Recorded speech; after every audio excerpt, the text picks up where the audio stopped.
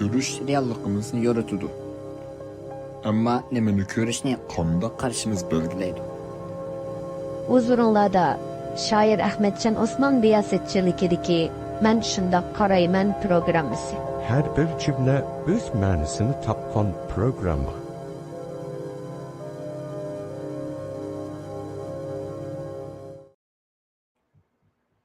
Assalomu alaykum. Najmiddin efendi qanday tinchlikmi? Salomatmi? Aleyküm selam Ahmetcan. Yaxshi turibsiz. Mehmet Teşlab. Allohga shukr. Assalomu alaykum, hurmatli ko'rarman. Siz yaxshi turdingizmi? Men shunda qarayman programmasiga xush keldinglar. Najmiddin efendi xush keldingiz. Ko'rarman siz xush keldingiz.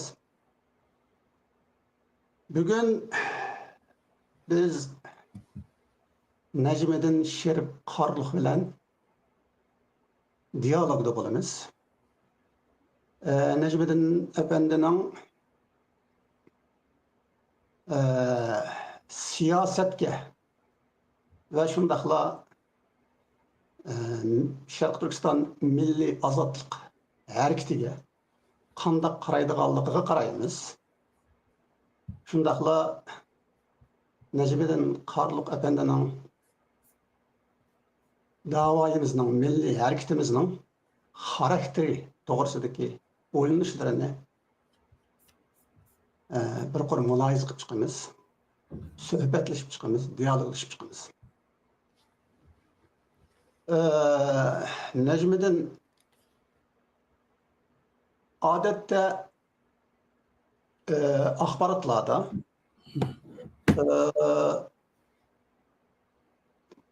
siyosiy yo'l bilan masalani hal qilish, yana bir tarafdan kuch bilan masalani hal qilish degan atalg'ular bor. Bunga qarasak, xuddi siyosatni kuchni siyosatdan farqlantirayotgandek bir ahvolni ko'ramiz. Shundoq bo'lganda siyosiy yo'l bilan masalani hal qilish, kuch bilan, mayli u qanday kuch bo'lishidan qat'iy nazar, hal qilish ikkisininki o'xshamaydigan taraflari qaysi?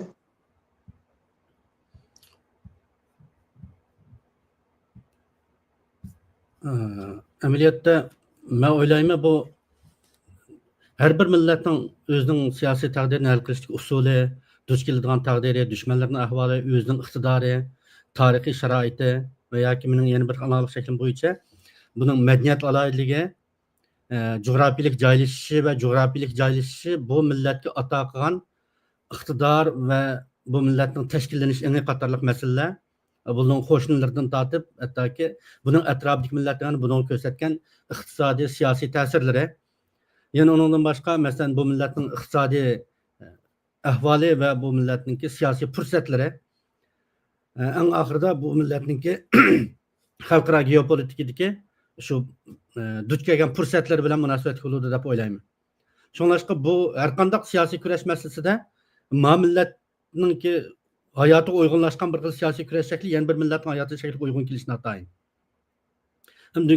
O'zimizning temasiga kelsak, Sharq Turkistonning siyosiy masalasida mayli kuch nuqtasidan va boshqa nuqtalarni qilib aytgan vaqtda biz garchi bir madaniyat jihatdan talaysiz bir millat biz, atrofimizga bizga siyosiy jihatdan ulgu bo'la oladigan yaxshi bir ulgu yaratgan bir millat yo'q. Mayli Rossiyaning Çar Rossiya zamanidan tortib bizga shakllantirayotgan an'anasidan bo'lsin va yoki O'rta Osiyo millatlardan bizga kelgan diktatorlik hozirga qadar umumlashamayotgan bir adamning degan bo'ladigan bu siyosiy shakl bo'lsin va yoki Xitoyning hukmronlik shakllari bo'lsin, bizga asosan ijobiy jihatdan bizni ilhomlantiradigan bir ilhom qaynog'i bo'lmay keldi-ku.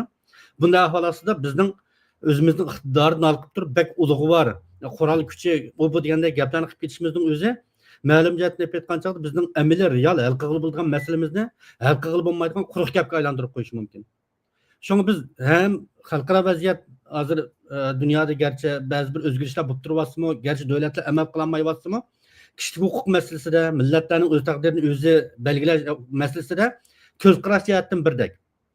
Garchi buni amalga oshirish jarayonida kishilarda turli farq bo'lsa-mu davlatlarning ahvolida, lekin dunyoda tashabbus qilinayotgan umumiy siyosiy ko'z qarashlarning hammasi bizning manfaatimizga uyg'un keladi deb qarayman. Lekin qurolli kurash va boshqa masalalar haqida gap qiladigan qator Uyg'urlarga nisbatan sharoit pishib yetilganlikdan navbatda biz o'zimiz ko'z oldimizga real hal qilib bo'lgan masala ya'ni shu siyosiy kuchlanish bo'lib millatning safosini, millatning tashkillanish jihatiga ingini va o'zining mustaqilligini qo'llayotgan va taraqqiy qilgan millatlarning siyosiy jihatdagi birlashish, kuchini birlikka keltirish, dushmanga taqobil turish qator jihatlardagi tajribalarini o'rgansa bo'ladi deb qarayman. Hozir navbatda bizdan bir qila oladigan ishimiz shu bizning. Xitoy mustamlakachil hokimiyati Uyg'urlarni mundaq ikki sifat bilan sifatlaydi. Birinchisi Uyg'urlar az sonliq millat. İkincisi ular bölgünçiler, milli bölgünçiler. Xitoyninki Uyg'urlarga tangan yoki Uyg'urlarga choplagan bu belgisi, yani label deyli, belgisi bizga oldi bilan mundaq bir bizga emas, hatta xalqaro jamiyatga Sharq Turkiston masalasi haqida o'ylanadigan va anglagan kishilarga nisbatan mayli ular chet ellik bo'lsin. Qandaqdi Uyg'urlarning Xitoydagi bir az sonliq millat ekanligi, shunga ularninki har qandaq milliy mustaqillik kurashi yoki milliy ozodlik harakati milliy bo'lgunchilik hisoblanadiganligi. Ya'ni ularning Xitoydan bo'linib chiqmoqchi bo'layotganligi ne ko'rsatadi bu ikki belge yoki bu ikki sifat Uyg'urlarga tanilgan. Sizningcha haqiqatan Uyg'urlar Xitoydagi az sonliq millatmi? Haqiqatan ular milliy bo'lgunchimi? Menimcha bu milliy az sonliq millat degan gap, ya'ni etnik minority deymizmi? Bu davlatga sirtdan ko'chib kelgan, masalan hozir Belgiyada Uyg'urlar etnik minority hisoblandi. Arablar, turklar va boshqa millatdan kelgan ko'chmanlar az sonliq millat hisoblandi. Lekin bu millat 90 ming german bor Belgiyaning janubida, g'arb tarafida. Ya'ni Germaniyaning g'arbi, Belgiyaning sharqida. Ularni azaldan etnik minority deb tilga olganini bilmayman. Ularning parlament o'rni va o'zaldi hukumat va garchi nüfus 90 ming bo'lsin. Demak, bu nimani bildirsa, etnik minority degan gap ko'p hollarda siyosiy huquqi bo'lmagan az sonliqlarni ko'zda tutadi. Agar u millatning tinchlik siyosiy huquqi bo'lib qolsa, demak buni etnik minority deb emas, faqat bu davlatni boshqarish qatnashmaydigan, masalan, indianlarga o'xshash deyli. Davlatni boshqarishda fikrini ilingan bo'lsa-mu, lekin rahbarlik huquqi, siyosat belgilash qatorli taraflarda ikkinchi sinf qatorida muomala qilinganlarga qaratilgan bir atalg'u deb o'ylayman buni. Endi bu nimadan qaynoqlandi desa, ya'ni bunday aytganda Xitoyning bizning vatanimizni, bu mening vatanimning ayrilmas bir qismi deb olgan gap bilan munosabatli. Agar bu Xitoyning o'lsanliq millat o'lchami bo'yicha qaraydigan bo'lsa, butkul dunyodagi millat osonliq millat. Dunyoda nüfus Xitoydan chiq yana bir millat yo'q. Ana butkul dunyo Xitoyga nisbatan osonliq millat bo'ladi degan gap. Shunlashqa Xitoyning bizni osonliq millat deyishi tamoman bizning vatanimizni, mening ziminim deb qarab olgan zo'migarlik qarishidan boshqa narsa emas. Biz osonliq millat emas. Biz bir davlatning egisi, etnik jihatdan bo'lsin va yoki har qanday jihatdan bo'lsin Xitoydan tamoman farqlanadigan va mustaqil bir davlat yashash haqqi bo'lishi tegishli bo'lgan bir millatmiz. Qaysi davlatning egisi? Ya'ni Sharq Turkistonning albatta. Sharq Turkistonning Xitoy davlati Sharq Turkiston degan shunday bir davlatni besib olganmi? Yo'q, davlatning atalg'usining qanday bo'lishi, davlatning jurofiylik tizimining qanday bo'lishi muhim emas. Endi masalan, ayni vaqtda Turkiya Balkan davlatlarini besib olgan vaqtda ularni qanday Bulgariya degan nom bilan, Gretsiya degan nomdagi vaqti bilan va yoki Shimoliy Makedoniya degandek vaqt bilan besib olgan emas. Ularning ba'zilari xonliqda, ba'zilari suyurg'al beylikdagi bilinib ketgan podshohlikda, hatto Ruminiyada 10 necha podshohati Vallachiya deydigan, Transilvaniya deydigan bilinib ketgan rayonlar bor deganda. Keyin ular birlik kelgandan keyin hozir qadar tarixda Ruminiyani ayni vaqtda Turkiya ishg'ol qilganda, shu bir millatning qaysi nom bilan atalgan bo'lishi davlatiniki u ancha muhim emas. Gap shu millatning manfaatiga vakillik qilayotgan, shu millat hukmron sinib, ya'ni bizdan tashkil topgan bir davlatlar bo'lgan bo'lsa, mayli Yoqub Akning davlati bo'lgan bo'lsin, va yoki ayni vaqt Xo'jalar davridagi va yoki Saidlar davridagi va yoki Mo'ng'ul ishg'olidagi bir davrlar olgan bo'lsin, Sharq Turkistonning ishg'oli hisoblandi. Endi Xitoyning milliy bo'lgücü degan masalasimi? Agar biz Xitoylar aytgandek Junxo millatining bir parchasi bo'lgan bo'lsak-da, o chaqda biz milliy bo'lgücü hisoblanardik-da. Masalan, Xunanning ayni vaqtdagi Mao'ning Xitoy Kompartiyaga boshliq bo'lishdan burun Xunanning mustaqil bo'lish masalasi haqida izlangan, hatto Xunan mustaqillikning yig'inini chaqirishni tashabbus qilgan bir Xitoy. Mana bu milliy bo'lgüchilik hisoblandi mana. Lekin bizga nisbatan milliy bo'lgüchiligimiz biz azaldan hech qanday o'rtoqligimiz yo'q. Xitoy bilan biz bir millat emas, aslida ayrim biz. Aslida ayrim bir narsani ayirishning nima zaruriyati bor? Demak, Xitoy o'zining millatining bir parchasi deb bizni Junxo millatiga tavaqquf qo'yayotgan vaqtda, andan bizning mustaqil bo'lishimizni talab qilishimiz bu milliy bo'lgüchilik hisoblanishi kerak. Şoň mayli asonlik millat masalasi bo'lsin, mayli Xitoyning bizni milliy bo'lgüchilik qildishi bo'lsin, tamoman o'shoqliq ko'kamlikdan boshqa narsa emas. Biz aslida ayrim millat. Bizning ayrimchilik qilishimizning lozimi yo'q. Biz aslida besvelingan bir millat, yo'q asonlik millat masalasi mavjud emas. Besvelingan millat degan vaqtingizda besvelingan davlat, ya'ni munqarz qilingan davlat deganni demoqchi bo'lasiz. Menimcha. Shunda bo'lganda mening so'rayotganim bu yerda Xitoy besivag'ini, ya'ni Xitoy harbiy kuch bilan besivag'an davlat yoki munqarz qilgan davlat Uyg'urlarning qaysi davlati? Men yanım Yakup Bey davridan boshlab hisoblashni to'g'ri ko'raman. Chunki undan keyingi Xitoyning bizga kirganda mayli 30-yillik jumuriyatni bo'lsin va yoki 44-yillik jumuriyat bo'lsin, bizning jumuriyatimizning xalqarodagi o'rni, nufuzi va boshqa taraflarida Yakup Beyning hokimiyatiga teng kelolmaydi deb qarayman. Chunki Yakup Bey hokimiyati bir qancha davlat bilan diplomatik aloqa o'rnatgan. Onun ustiga Turkiya hukumati bilan Yakup Bey hokimiyatimi, Yakup Bey davlatimi? Buni mundaq aytgan vaqtda Yatsha davlatimi deb atildi ekan, hamda ayni vaqtdagi davlatchilik hukumidan qilib aytgan vaqtda bu mundaq aytgan vaqtda biz tava madaniyat chamberigidagi musulmonlarda davlat tushunchasi to'liq yetilib ketgan bir davr emas. Yakup Beyning qurgan davlatinimi, garchi o'zining funksiyalari nuqtasidan to'liq bir davlat deb qarab ketgan bo'lsa-mu, ammo davlat bayrog'i, davlat gimini va hozirgi zamonaviy davlatlarning o'lchami bilan qaragan vaqtda u bir zamonaviy davlat deb qarab ketgili bo'lmaydi. Ammo hukmron sinf vakillik qilayotgan manfaat, hukmron sinf yurgizayotgan siyosat, qonun, axloq tushunchasi qatorlarni hisob qilgan vaqtda u tamoman bizning bir mustaqil davlatimiz deb qarash bo'ladi. Shuning men bu yer davlatning shakli, uningki xalqaro o'rni qatorli narsalar emas, egallagan zamini va bizning hozirgi bir milliy mustaqilligimizning shakllanishiga, hatto birinchi jumuriyat va ikkinchi jumuriyatning shakllanishiga qadar turtki bo'lgan masalalarga qarasak, Yakup Bey qurgan bu hokimiyatni mayli u qanday mayli badavlat deb qaralsin va Osmoniylar hokimiyatining bu yerga bir vassal davlati deb qaralsin, qanday qilishiga nazar, uning Yatshar davlati, Qashqariya davlati va Yakup Bey hokimiyati qanday atilishi bu ancha muhim masala emas. U vaqtlarda bu Sharq Turkistondagi atalg'imi bizga nisbatan bak o'zishib ketgan bir atalg'i emas. Uyg'ur degan atalg'ini to'g'risida o'ylab ulgurmagan chog'i. Shon u vaqtda umumiy Turkistonga nisbatan bu jo'rafiylik nom bilan atilishi bir qadar aqlga muvofiq bo'ldi bu rayonniki. Shon Yatshar hokimiyati va yoki Yakup Bey hokimiyati, Qashqariya xonligi degandek atalg'ida atilishi bizning milliy manfaatimiz bilan zid kelmaydi deb qarayman. Albatta davlatning shakli ikki xil bo'ladi. Odatda siyosiy bilimlarda shunday deyiladi.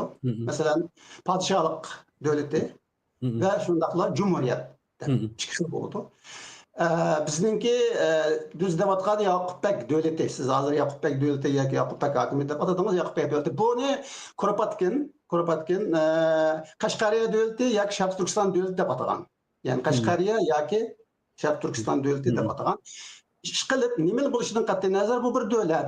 O cumhuriyet emas, elbette 33. yıldaki bizninki İslam Cumhuriyeti de 44. yıldaki bizninki Şarkı Türkistan Cumhuriyeti de emas. Lekin o padişahlık şeklini algan. Lekin o bir devlet. Şunda boğa vaqtida demek Xitoy 1884 yılı harbiy kuch işletish orqali Şarkı Türkistan'daki yoki bo'lmasa Şarkı Türkistan devleti yoki bo'lmasa Qashqariya devletini munqarz qilib Uyg'urlarning mujahidini andan keyin Şarkı Türkistan'ni Xitoy devleti o'ziga qo'shib olgan. Shunda Xinjiang qo'shib olgan bu. Shunda bo'lgan vaqtida demak siz yuqorida so'zlab o'tganga o'xshash biz bir davlat Yani biz ayrım bir devlet. Biz Xitay devletideki devlet emas, Xitay Uygurlar Xitay devletideki bir asıllık millet emas. Ular bir millet. Yani ular bir devletning ilk halkı. Uygurlar da bir devletning halkı. Bu devlet padişahlık devleti. Sizden uçağı Yakup Bey. Devletin padişahı. Yani handan atlayımız biz padişahını Uygurçada.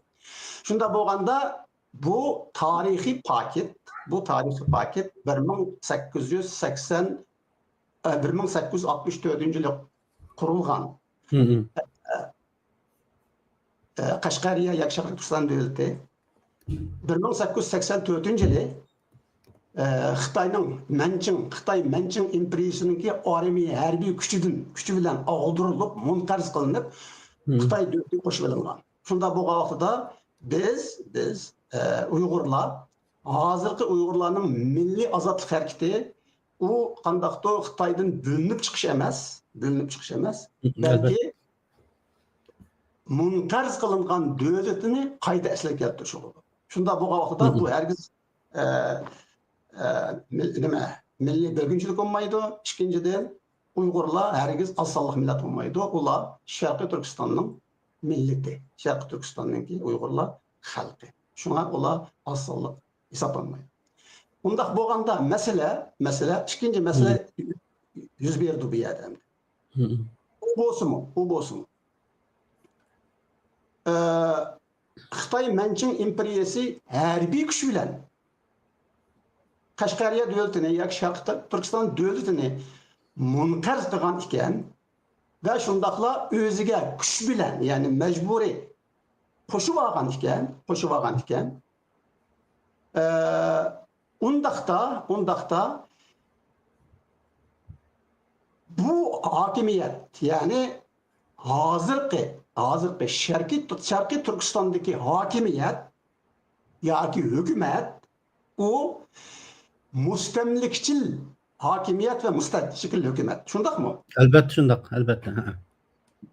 Eğer şundak bolsa, mustamlikçil hakimiyet ve hükümet bolsa, bu hükümet biz taraftan kabul kılınmaydı, etraf kılınmaydı. Şundak bulamdı. Şundak buldu elbette.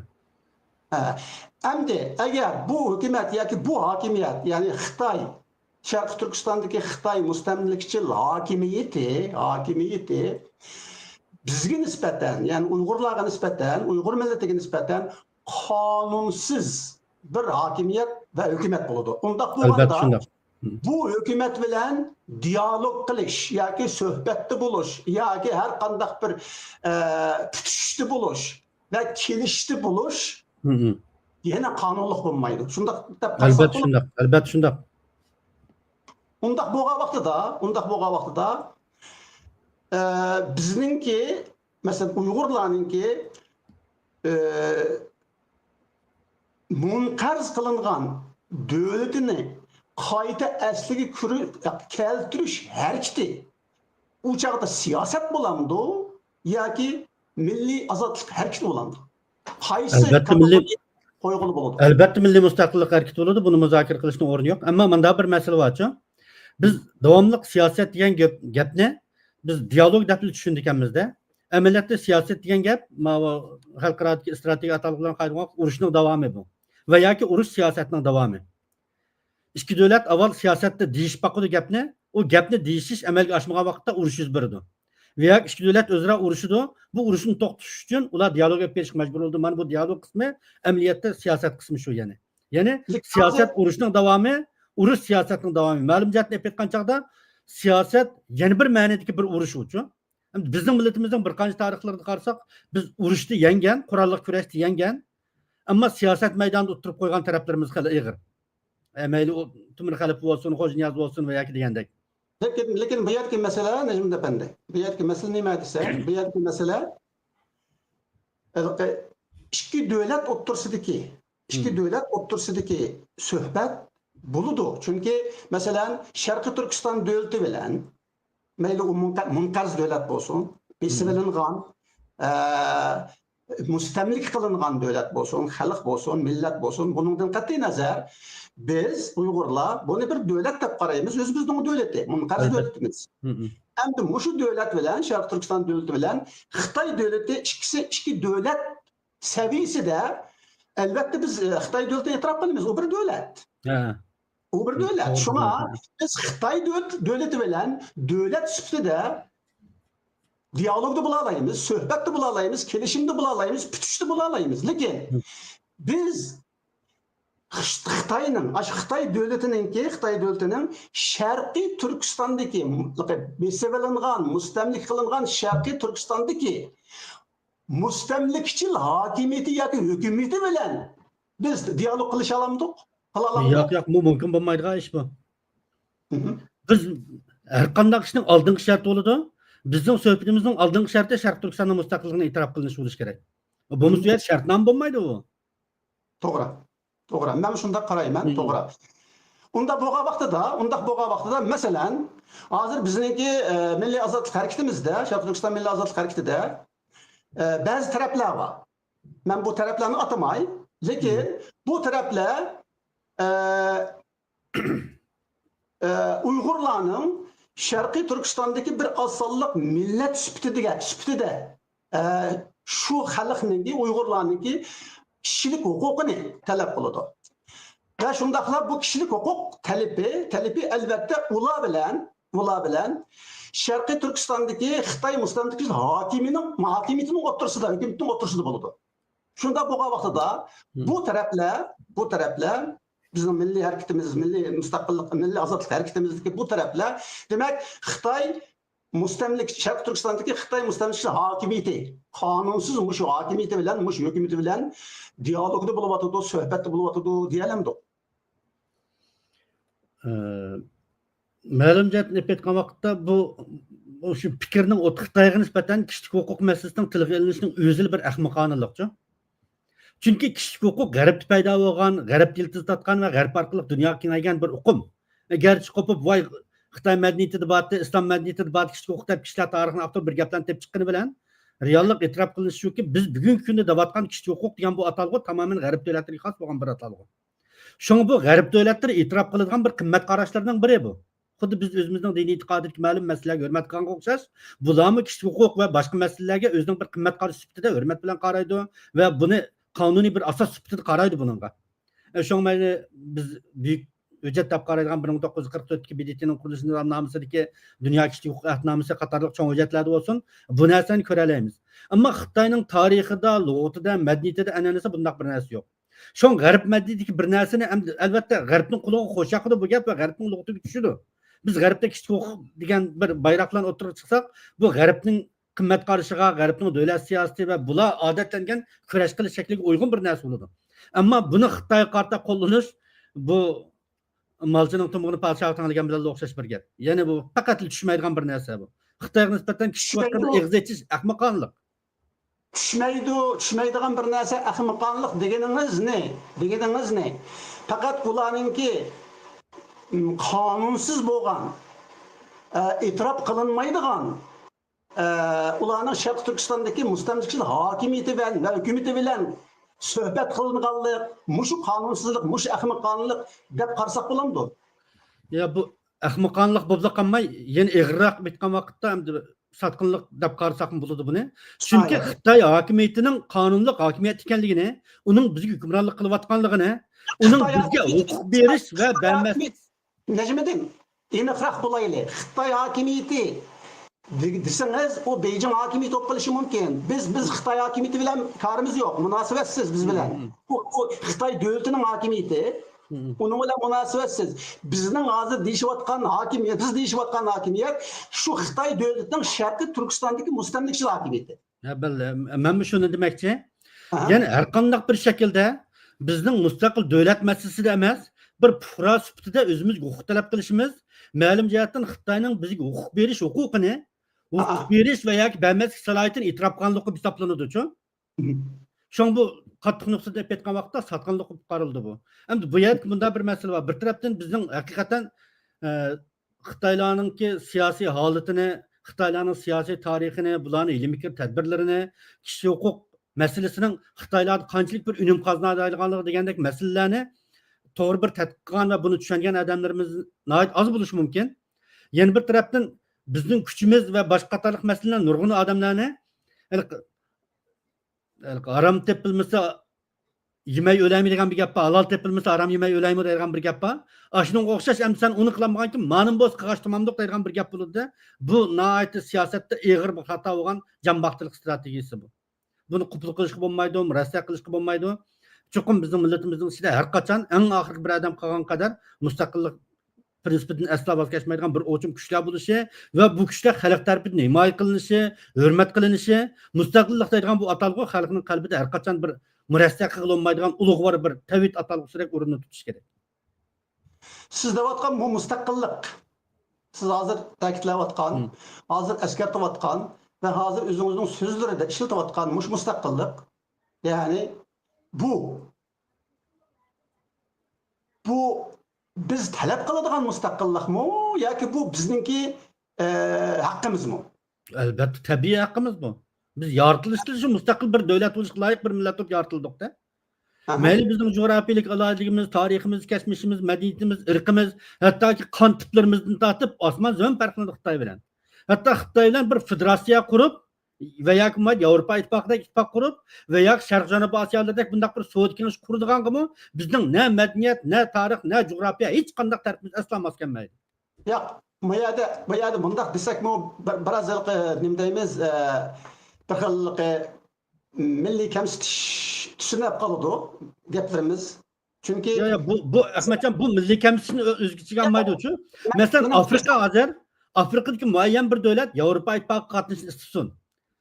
Yevropa ittifoqi buni qabul qilmoqchi bo'lsin deyli, bularning qimmat qarshi o'xshamaganlikdan, jug'rafiyasi mos kelmaganlikdan, odamlarning xarakteri va boshqa taraflar mos kelmaganlikdan bu butkul ittifoqni vayron qilgan bir narsa bo'lganga o'xshash.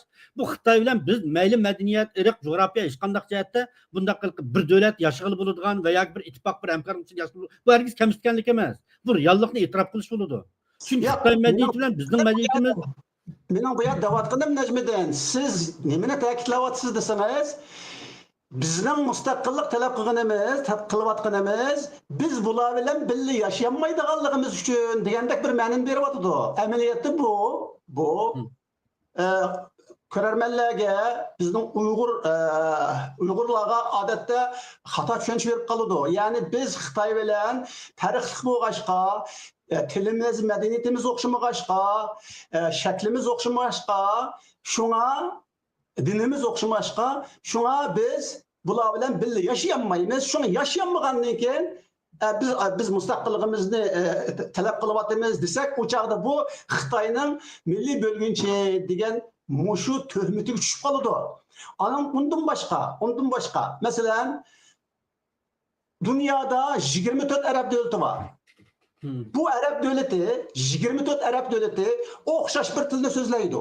O'xshash bir irqda, o'xshash bir madaniyatda, o'xshash bir dinda, o'xshash bir urf-odatda. Shundoq bo'lsa-mu, bular 24 davlat.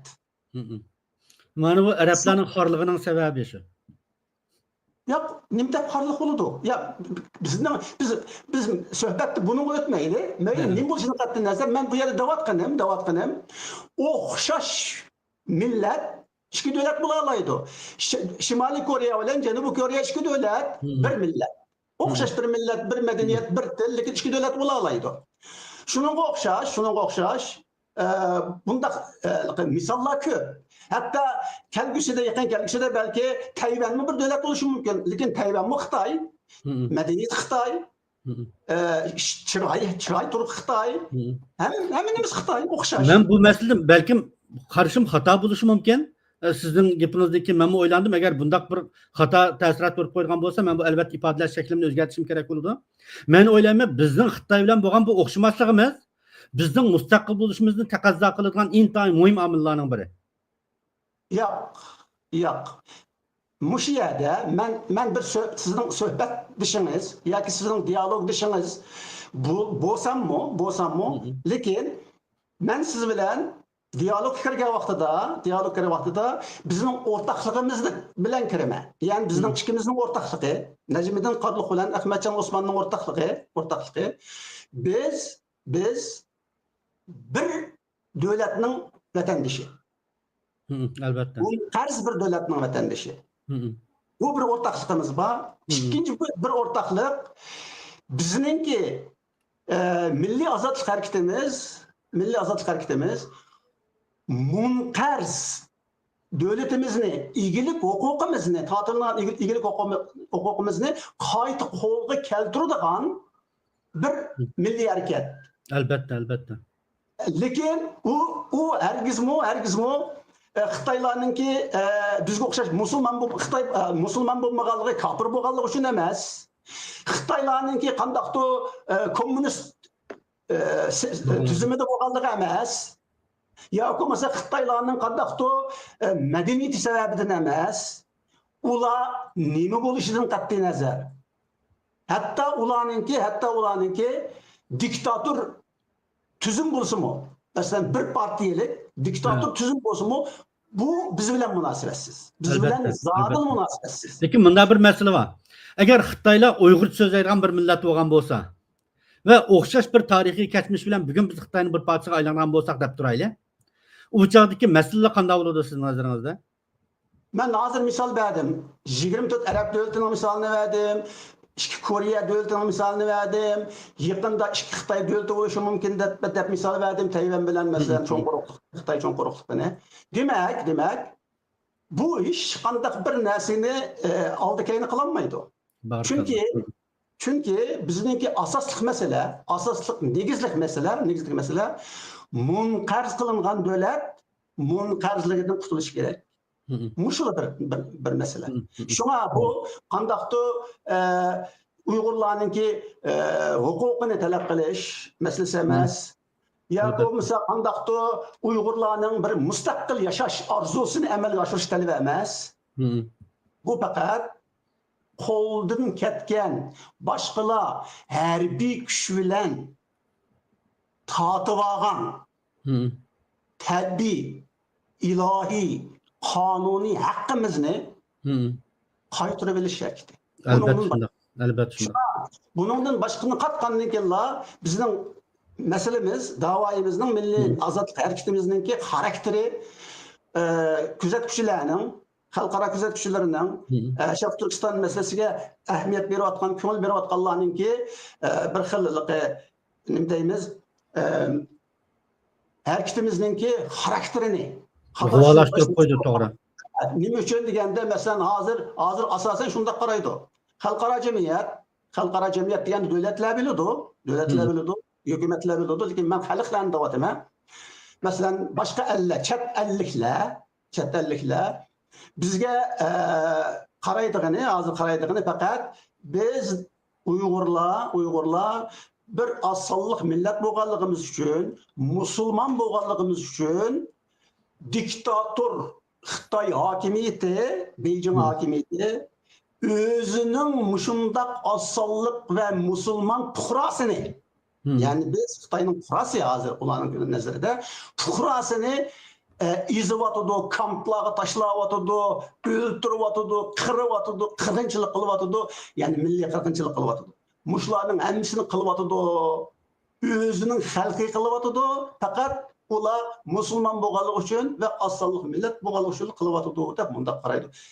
Bizningcha bu qarash o'zgarish kerak. Albatta. O'zgarish kerak. Shunda bo'lgan vaqtida bular qanday qarayotdi masalamizga desa, masalamizga siyosiy nuqtadan qarayotdi. Ya'ni bu Xitoyning siyosati, bizga yurgizayotgan siyosati. Biz Uyg'urlar Xitoyning bizga yurgizayotgan siyosatining qurboni. Bularning qarshi shu. Lekin bizning masalamizdagi siyosat emasligini asli Sharqiy Turkiston davlati Xitoy Manching imperiyasining harbiy kuch ishlatish orqali besivaga munqarz qilgan va harbiy kuch orqali 1884-yili o'ziga qo'shib olgan mushundaq bir haqiqatni siyosat emasligini, chunki agar siyosat bo'lsa biz Xitoyning bizni besivag'ini va bizni o'ziga qatib olganligini qabul qilgan bo'lamiz, siyosat bo'lsa. Ya Bu ularning manda vakillik qilish salohiyati masalasini olib aytgan vaqtda bizning eng cho'ng ajallik ojizligimizning va ma'lum jihatdan foydali taraflarimizning birisi bizda bir vakillik organ yo'q. Ya'ni vakillik organ degan vaqtda millatning muayyan sinfiga, millatning muayyan qatlamiga vakillik qiladigan va bizning manfaatimizni aks ettiradigan bir guruh sifatida e'tirof qilingan bir narsamiz yo'q. Shunga har qanday bir tashkilotning yoki shaxsning bu haqdagi so'zlari, harakatlarining hammasi faqat shularning o'ziga vakillik qila oladi. Yani Şərq Türkistan'ın özü vəkillik qılğan bir organı bolmaganlıqdan və bundaq bir organ çıxıb Xitay bilan kelişim tüzgən, satqınçılıq hərəkəti bolğan, bundaq yoki 32-ga oxşaş və yoki 44-ga oxşaş kelişimi qoyğan bir əhval yox əhval aslında. Şoň bularning hərəkətlərinin heç qaysını bir alayda əhvalda bizə vəkillik qılğan bir əhvalda qaraş olmaydı. Bunu yanıla kelgüsüdə milli müstəqillikni özünün əsası özgərməz prinsip qılğan bir vəkillik sinifi oturub çıxıb hal qilish kerak boldu. Doğru deysiz. Elbette Xitay müstemçil hakimiyeti mi? Uygurlarning mushundaq bir milliy vakillik organının paydo bo'lishini xalamaydi. Shunga ular bundaq bir organga o'zining istixbaratlari bilan, o'zining istixbarat kuchlari bilan davomli qarshi turib keladi. Shunga ular vaqti kelganda agar Uygurlarda vatan ichida bo'lsin, sirtida bo'lsin, Sharqiy Turkiston munqarz davlatiga vakillik qila oladigan mushundaq bir organning chiqib kelishining oldini olish uchun balki boshqa shakllardagi tashkilotlarni astirdan qo'llab berishi mumkin. Shunga bu Sharq Turkiston Milliy ozodlik harakatidagi kurashchilarninki, erkinlik jangchilarininki siyasi yolları demeyim ben. Çünkü siyasyon yok. Bizde siyaset kılmayaptınız benim nazarimde hem de. Aşılarınki vazifesi oldu hem de. Hem de bu yerde bu yerde siz oturup koygan noktanın mühimliğini qayta bir ta'kidlab qo'ymoqchi. Men nurg'un odamlar bizning harakatlanishimiz sen zodi mustaqil bo'limiz deyapsa, boshqalarni inkor qilyapsa, anda sen zodi qanday mustaqil bo'lmoqchi? Harakat planini o'tirib qo'yib, gap quruq gap qilganning nima foydasi degan bir xil ko'z qarash bo'ladigan insonlar bor. Bu yerda biz ta'kidlaydigan mana bir narsa bor. Bu hozir biz deyotgan ko'z qarashni Sharq Turkistonning mustaqilligining murassa qilib olmaydigan tabiiy haqqimiz ekanligidek masala. Bu eng avval qimmat qarashi sifatida bizga umlanishi kerak bo'ladi. Xuddi bizning e'tiqodimizga o'xshash. Uyg'urlar musulmon millat deganga o'xshash bir bizning qimmat qarashimizga aylanishi kerak bo'ladi. Ya'ni kishilarning ko'ngil bo'layotgan oqibat albatta va oqibatning amalga oshishiga bizning qo'llanish jarayonimiz, iqtidorimiz qatorliq masala bo'lishi mumkin, ammo oqibat harakatlar orqali amalga oshadi. Harakatlar qimmat qarashi bilan boshqariladi. Şoňlaşqa qimmat qarashini turg'uzish, bulupni to'g'ri turg'uzish intayin muhim. Şoňa siz ta'kidlayotgan temaning milliy mustaqillik ko'rishimizdagi eng negizli tema ekanligini qayta bir ta'kidlab qo'yishni to'g'ri topdim. Endi bu yerda milliy mustaqillik ko'rishimiz bu bir odamning harakati va yoki 5-10 odamning harakati bo'lmaganlikdan bu yerda tashkillanish va xalqlarda moda bo'layotgan ko'p partiyalik demokrat davlatlar bor masalan. Mushunga o'xshash o'zaro tayinish iqtidori deb qo'yamiz buni. Ya'ni bir odam fizikani biladi, bir odam kimyani biladi, yana bir odam adabiyotni biladi, bular birlashib oliy maktabni birini qura oladi deganga o'xshash.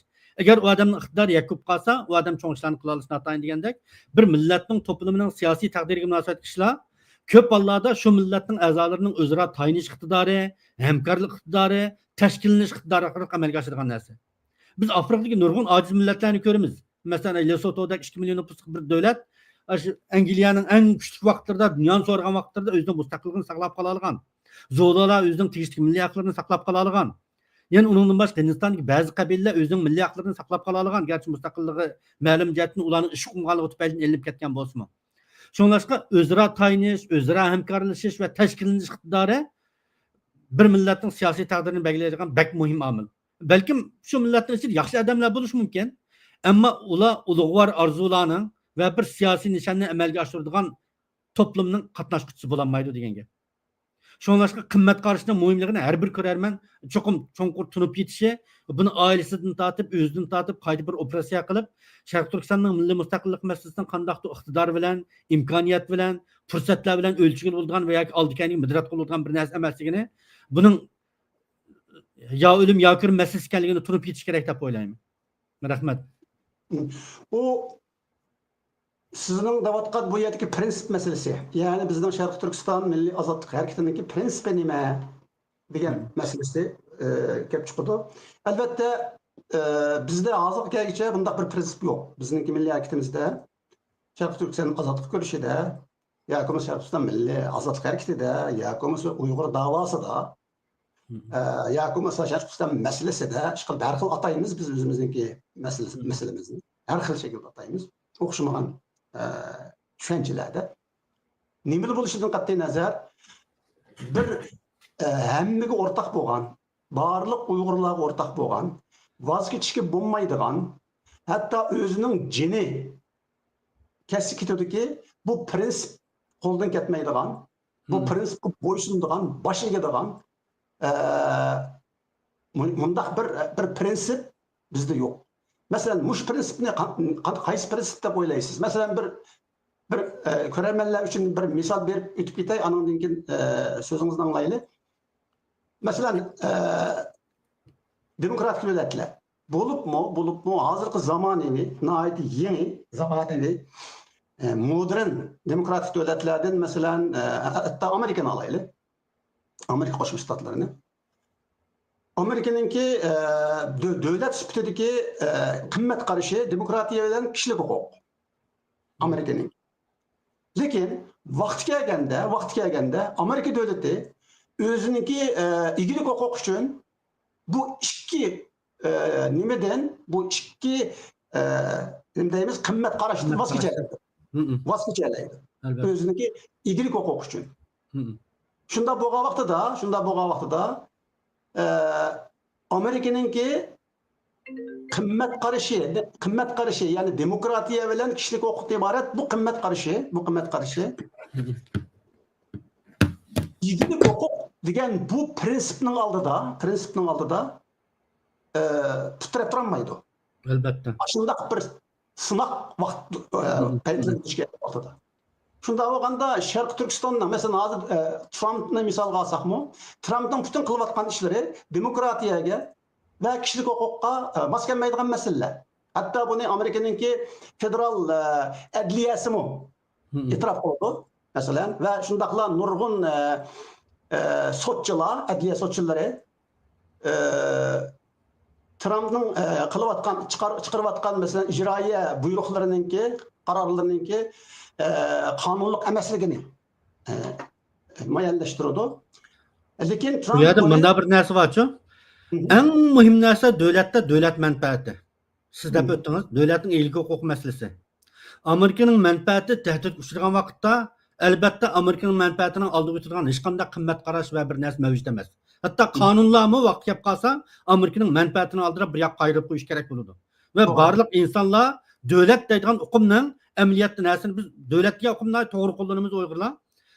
Mal davlatda buni pul, mal mulki bilan bir iqtisodiy qimmat bilan o'xshabroq ketadigan bir shaklda masalan boy odamni davlatman odam deb qo'ydigan bunda bir atalg'imiz bor. Amaliyotda bu davlat degan narsa bu xususiy mulkchilikning taraqqiy qilgan to'plam orqali aks etishib hisoblanadi shu zamonaviy ta'birda. Bunda ahvol ostida Trumpning qilganlari Amerika davlati uchun nihoyat yaxshi bir ahvol. Amerikaning navbatda duch kelgan tahdidi tarixdan buyon eng og'ir bir ahvol ostida. Amerika o'zining 100 yillik rahbarlik o'rnini Xitoyga tasdiq qo'yish oldida turayotganda barliq qimmat qarashni tashlab qo'yib turib, Xitoyni oldiga o'tkazmaydigan tadbirlarni qo'llanish bu oqilona va qonunga uyg'un bo'lgan, axloqqa uyg'un bo'lgan tartibda qaraldi. Nima bo'lishidan qat'iy nazar bizga munosabat siz deb o'ylayman.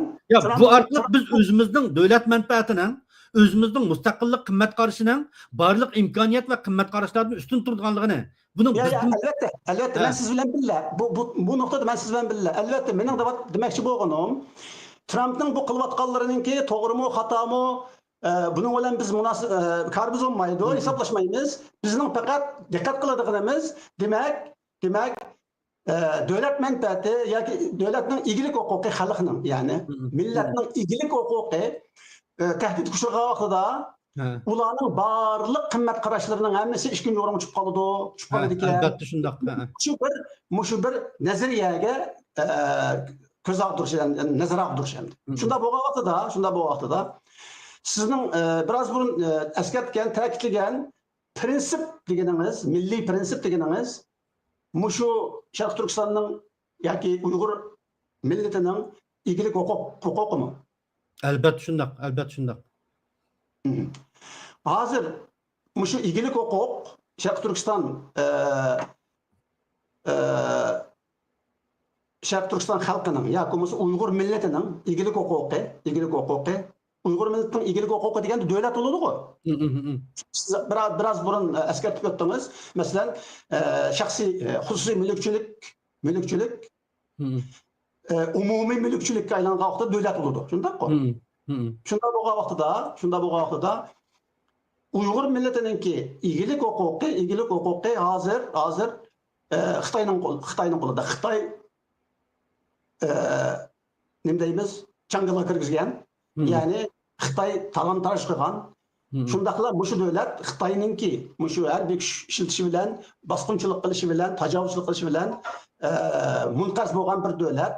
Demak, mushu davlatninki, mushu millatninki, mushu xalqninki egilik huquqi masalasi uning har qanday qimmat qarashlarining oldida turadi degan mush prinsipni o'tirib qo'yamiz sizningcha. Albatta, davlat degan shu. Davlat har qanday narsa ustun bo'lmagan chog'da o'zining mavjudligini saqlab qola olmaydi. Shu har bir Uyg'urga nisbatan Sharq Turkistonning mustaqilligi uning hayotiga hamma narsadan ustun. Davlat bo'lmay turib hech nima bo'lmaydiganligini tushunish kerak Uyg'urlar. Undaqda mushu prinsip hozirgi Sharqiy Turkiston milliy ozodlik harakati yoki bo'lmasa Sharqiy Turkiston milliy kurashi yoki bo'lmasa Sharqiy Turkiston masalasi, da'vosi yoki bo'lmasa Uyg'ur masalasi yoki Uyg'ur harakati mushu atashlarning hammasini men bir atab o'tay. Mushu hareketlarninki prinsipi hesaplanamdı sizningcha?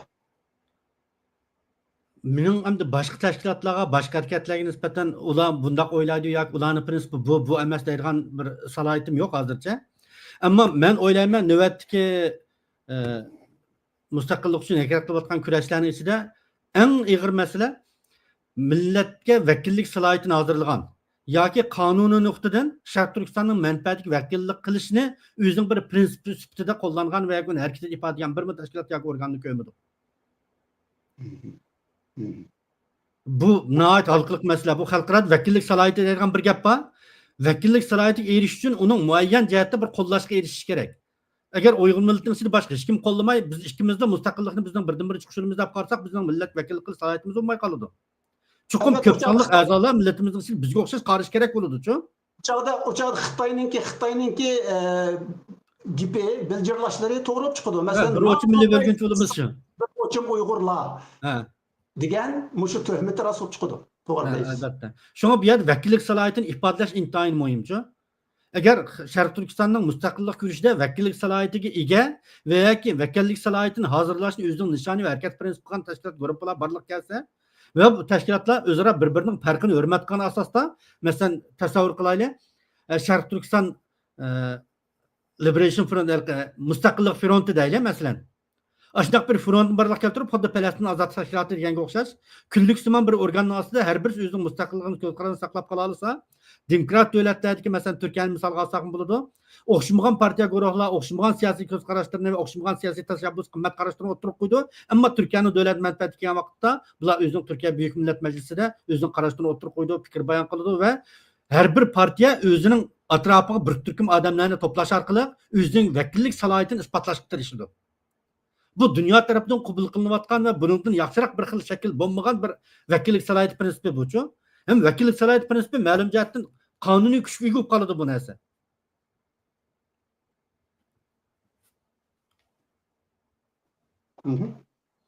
İnson haqidagi savol bor ekan, men savolni bir ko'rib o'tay. Mushu cho'ng aytib bergan bo'lsanglar,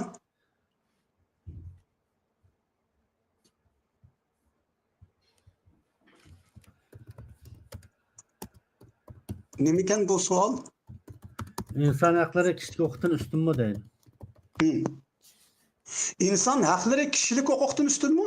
Ya egilik huquqdan? Egilik huquqdan. Ha. Bu savol sizdan so'ralibdi, Najmiddin. İnson haqlari, ya'ni kishilik huquq, egilik huquqdan ustunmi? albatta imdaymiz. Bu yerda bir lokal xatolik borchu. Xudo o'zi ko'tarolmaydigan toshni yarata olamdi degandek bir savol. Nurg'un Uyg'urlar ko'ngilishi mumkin masalaga egilik huquq inson haqlarining eng oldingi sharti. Shunga u yerda egilik huquqini rad qiladigan inson haqlari mavjud emas. Şoňlaşqa insan hakları egilik huquqdan üstünmü degan gapni özü çakmasmaydı. Çünkü insan haklarının en aldığın şart egilik huquqdan keladi. Qalganlary onun bala çaqlary, onun yiltizi egilik huquqdan keladi. Eger senin egilik huququn bolmasa, insan haklaryny qanday qo'g'daysa, u bir quruq gap bo'lib qolmamdi. Şoňlaşqa masalan Amerikaniki hazır misal aldığında nayt to'g'ri bo'ldi. Hatto davlatning egilik huquqini qo'g'dash uchun ba'zi harbiy holat yurgizgan ishlar va amaliyot kishilik huquqi xilop, insan haqqariga xilop nurg'un davlatlarda davlatning egilik huquqi ta'tilga uchragan vaqtda qalamgan qo'lga ilinishlar bo'ladi, harbiy holatlar yurgiziladi. Hatta partiyalar hareketi şeklinde parlament takdim etilgan merkezlerimi bu kalıdı. Bunların hepsi insan hakları xilap. Nima üçün? Egilik hukuk üçün. Şoň egilik hukukunun aldığı ötürgen hiç qanday bir hukuk mevcut emas. İkinci Dünya Uruşu'da, Harpsı'da Yaponiya armiyasi Amerika'nın Pearl Harbor tajavuz uruşu qilgan vaqtida ayrıqalanları bilen Amerika devleti Amerikalik barliq Yaponiya asillik, yani Yapon tili, irqi Yaponiyalik bo'lgan asillik barliq Amerikaliklarni bir yerga yig'ib bir kampga yiqqan. Masalan, bu kishilik huquq dafsanchilari hisoblanadi. Chunki bu yaponliklarning hammasi Amerikaliklar. Lekin ularning tili yaponlik bo'lganligi uchun ularni yig'ib bir kampga solgan Amerika hukumati shu chog'da ayni vaqtda. Endi bu nimadan bo'lgan degan vaqtda Amerika uni albatta aqlaydi, o'zini aqlaydi, chunki ular urushda, Yapon davlati bilan urushda, balki mushu Amerikaliklar tigi yaponlik bo'lganligi uchun Yapon davlatini qo'llab Amerika qarshi qilishi mumkin degan mush faraz bilan qilayotgan ish. Buni albatta Amerikaning egilik huquqini o'ylab qilayotgan bo'ladi endi. To'g'ri deysiz.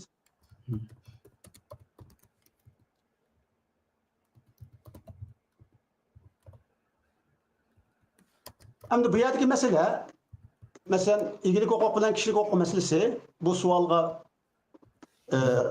bir ko'lamliroq bir javob bersak, sizning degan javobingizga yondash men bir so'z qistirib qo'ysam,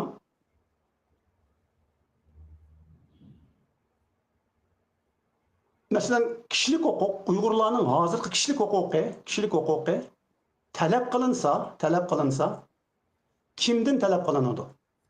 U yanala Sharqiy Turkistondagi Xitoy mustamlikchil hokimiyatining hukumidan talab qilindi. Demak,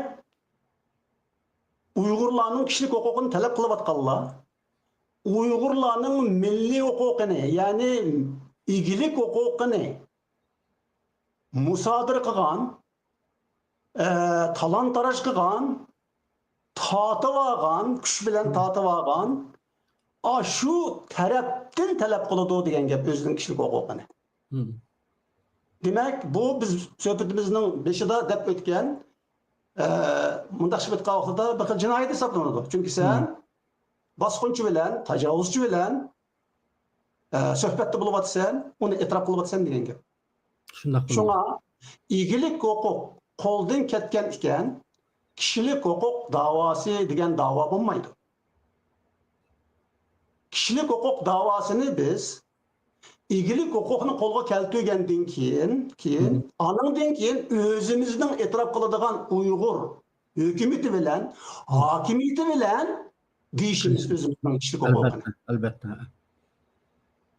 Shunga Uyg'ur kishilik huquqi masalasi u kechiktirilgan masala hozir. Kechiktirilgan masala. Chunki ikkilamchilikni birinchilikning o'rniga qo'yish bo'ladi ma'lum jihatdan. To'g'ri. Bu kechiktirilish faqat bu kechiktirishning sababi biz egilik huquqimiz uchun kurash qilyapmiz. Egilik huquqimiz qo'lga kelmay turib, biz kishilik huquqimizni talab qiladigan taraf topolmaymiz, taraf yo'q. Chunki u taraf bizning tarafimiz, biz e'tirof qiladigan hukumat bo'lish kerak, biz e'tirof qiladigan hokimiyat bo'lish kerak.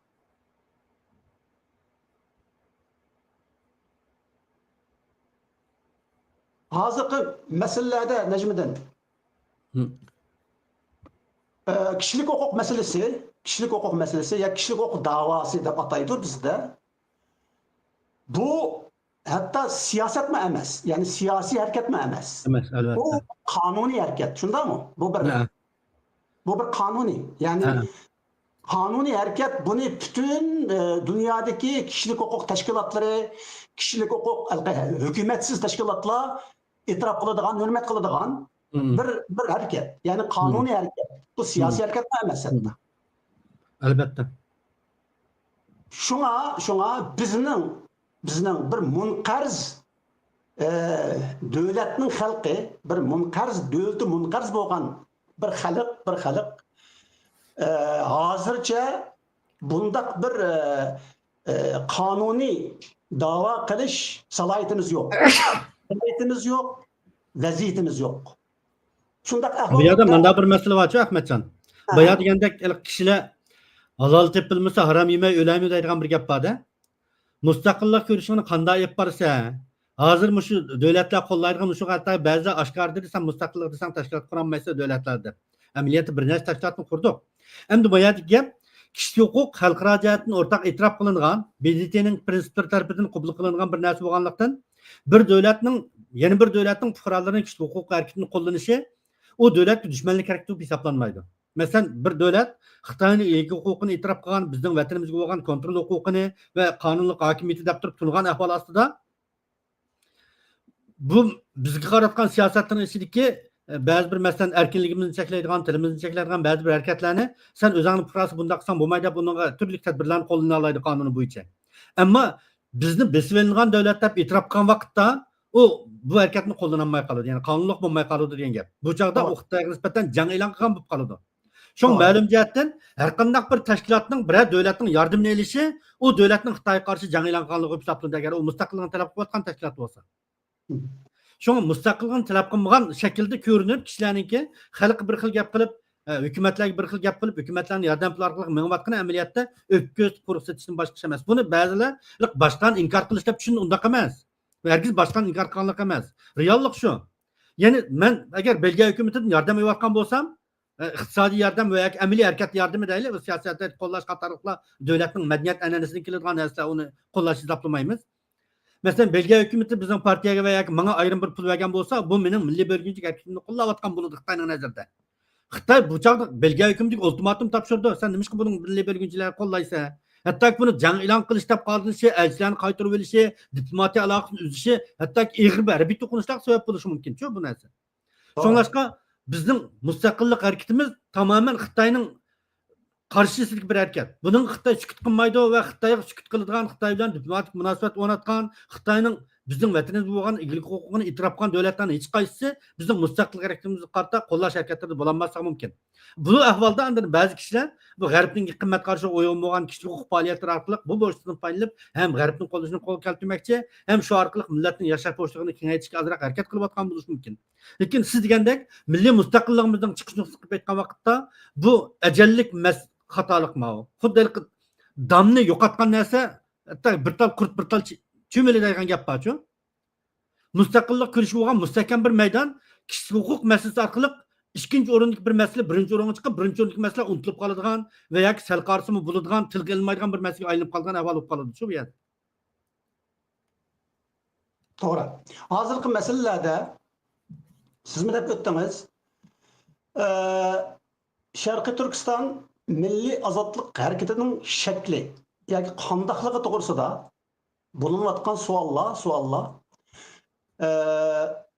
yoki mush savollarni so'rg'uchilarga nisbatan bizningki milliy ozodlik harakatimizningki xarakteri aniq bo'lmaganligi uchun bu harakatningki shaklini yoki qandoqligini ular bir faraz qilolmaydi yoki bo'lmasa bir xillik tasavvur qilolmaydi mening nazarimda. Hozirgi Sharq Turkiston milliy ozodlik harakatiningki shakli yoki qandoqligi meningcha faqat birla shakli bor. U bo'lsa-mu qarshilik ko'rsatish, milliy qarshilik ko'rsatish. Ya'ni bu milliy qarshilik ko'rsatish masalasi birinchidan biz suhbatimizning beshida deb o'tgandek Xitoyning Sharq Turkistondagi mustamlakachil hokimiyatini e'tirof qilmaslik. Bu qarshilik harakati. Bu karşılık hareketi. İkinciden özümüzün barlık milli kimlikimizni saklap kalish. Bu ikinci şekli karşılık hareketininki. Üçüncü şekli Xitayning bizning içimizdeki mayli vatan içinde bolsun, vatan sırtida bolsun, bizning Uyg'urlarninki ichidagi manfaatlari ve ularninki barliq harakatlariga, ya'ni bizninki milliy ozodlik harakatimizga taqobil turayotgan hareketimizni yok qilishga, hareketimizni ojizlashtirishga, qarshilik ko'rsatishimizni yo'qotishga harakat qilayotgan barliq taraflari bilan mücadelede buluş, yani kurashda buluş. Bu üçüncü xil şekli. Menimcha en aqallisi mushu üç xil şekil, yoki mushu üç xil ko'rinishi Milliy ozodlik hareketininki, Sharq Turkiston milliy ozodlik hareketininki, menimcha mushu qarshilik hareketi süptüde hozir Uyg'urlarninki diasporada bo'lamdi, vatan sirti bo'lamdi yoki vatan ichida bo'lamdi, ko'rsatadigan, qiladigan qarshilik hareketi yoki boshqalar aytgandek milliy mustaqillik hareketi shundoq bo'ladi deb o'ylayman. Sizningcha buningdan boshqa shakllari bo'lamdi? Albatta siz deyotganlari ideologiyalik masalalar yoki shaxsiy masalalar. Shaxsning qarshilik bildirish shakli eng tuvan o'lchamda siz degandek bo'lishi kerak. Bu murakkab bo'lgan masala emas, siz qo'yayotgan masala. Lekin texim muhim bo'lgan bir masala bor. Bu Sharq Turkistonning masalasi bir davlat masalasi. Bu davlat masalasi bir odamning qarshilik qilish bilan amalga oshirgan masala emas. Ya'ni bu qandaqdir e'tiqod deganimizda ba'zilar o'ylashi mumkin, e'tiqod degani bir odam yolg'iz e'tiqod qila oladi shu ma'yan bir dinga.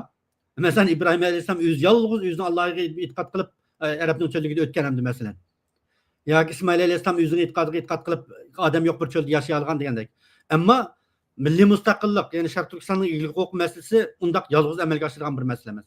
Agar bir odam buni itiqod sifatida saqlab qolgan bo'lsa, u millatning mustaqilligini hech qilmagan bo'lsa, yeni ma'lum jihatdan sotqin hisoblanib qoladi. Bu cho'qim umumning harakatiga aylanishi kerak bu narsa.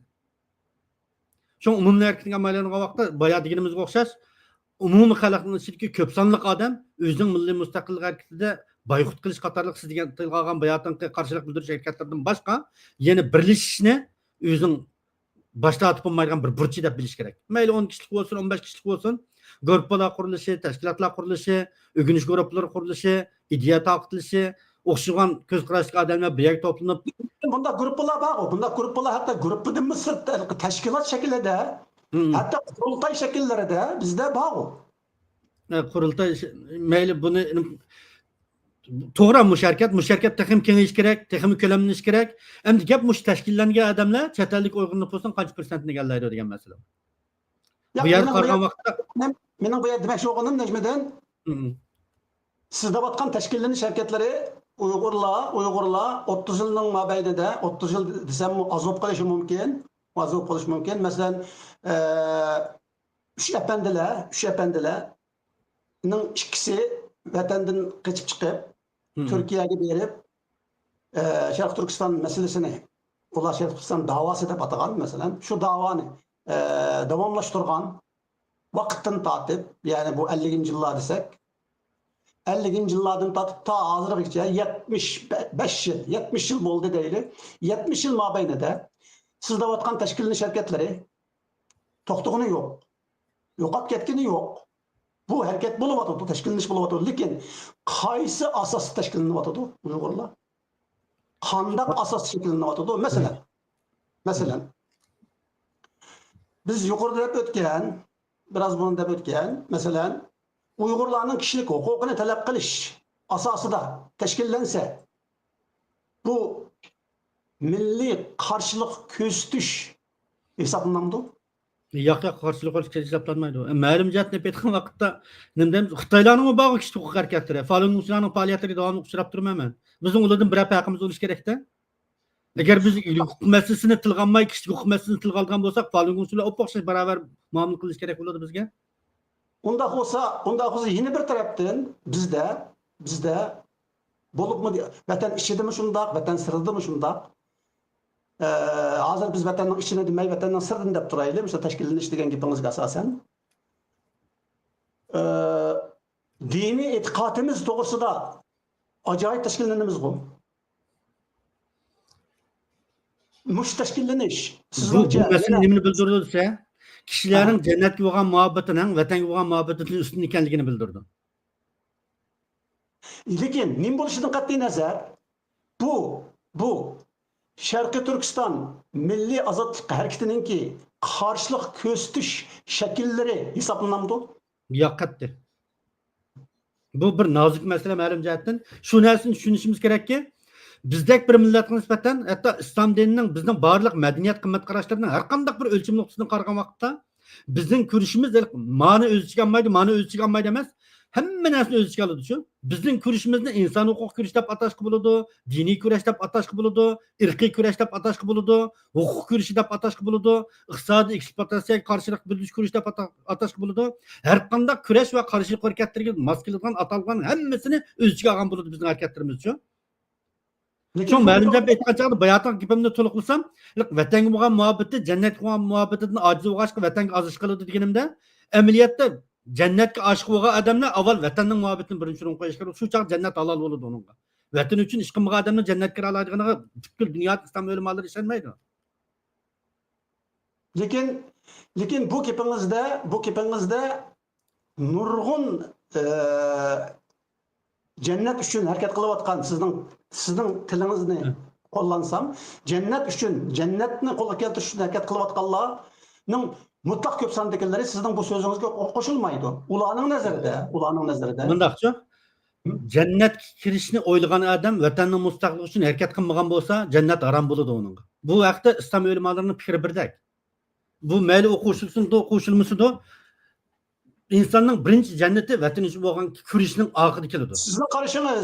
Sizning qarashingiz va mening qarashim bo'lishi mumkin, lekin bu ularning qarashi emas. Men ma'ni deb aytaman. Unda bo'lsa ular azg'un qabila hisoblanadi ular. Chunki bu men o'zimning ko'z qarashim demayapman, bu din ko'z qarash masalasi emas. Bu insonlar mayli Qur'ondan bo'lsin, hadisdan bo'lsin va yoki tavhid ahli deb qo'yilgan barliq Allah'ını barbar deydigan adamların hammasi bo'lsin, adolatsizlikka qarshi turish, vatanni qo'g'dash qatorliq masalalar islomning namozdanmi, ibodatdanmi, e'tiqoddanmi oldida turgan shartlardan biri bu. Chunki masalan bu diniy e'tiqod uchun kurash qilayotgan Uyg'urlar ularning nazarida biz igilik huquq deb atagan bu huquq, bizning nazarimizda Uyg'ur millatining huquqi bo'lsa, Uyg'urlarning huquqi bo'lsa, ularning nazarida bu musulmonlarning huquqi. Shundaq bo'lgan vaqtida, ya'ni bu yeni bir tarafdan biz atab kelgan milliy qarshilik harakati bo'lmay qoladi.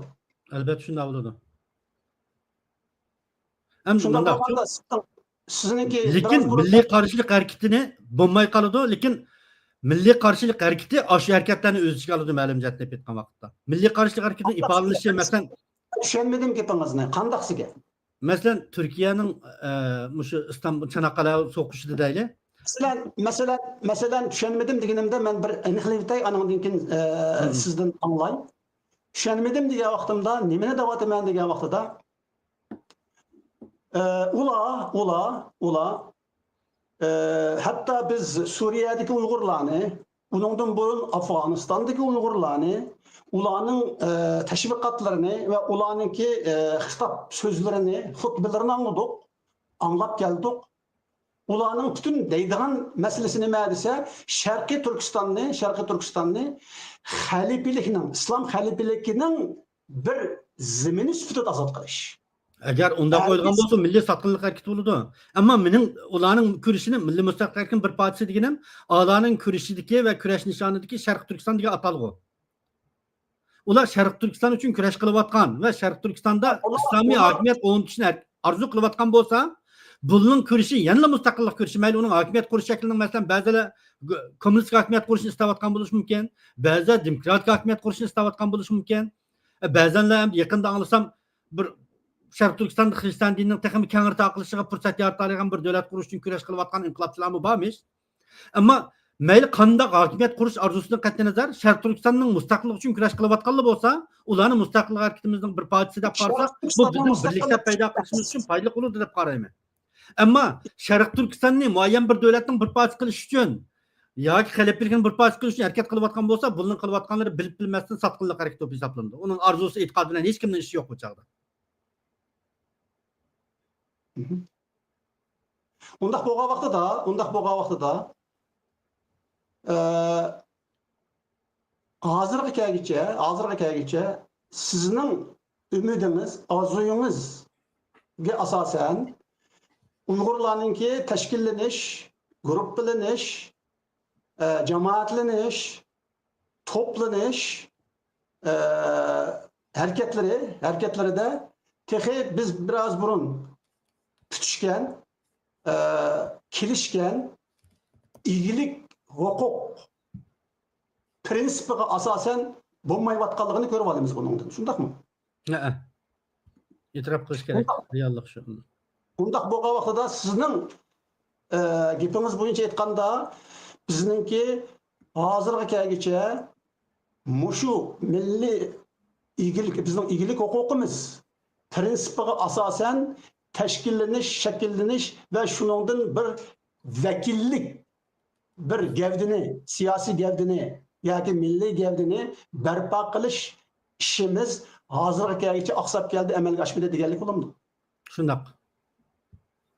Açıq olsun bir reallik shu, e'tirof qilish kerak buni. Bundaq qilishga masalada men bundaq qarayman. Bir tarafdan davlat degan o'qim, yangi o'qim. Davlatlarning igilik huquqi qatorliq masalalardagi tushunchalarning cho'nqirilishimi taxi bak uzun bo'lmagan bir o'qim.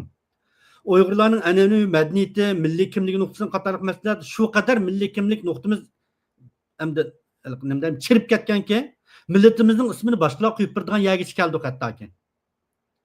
Endi texmi cho'ng qilib aytgan vaqtda biz tava madaniyat chambergidagi barliq millatlarda davlat huquqi o qadar ayni qo'ymagan.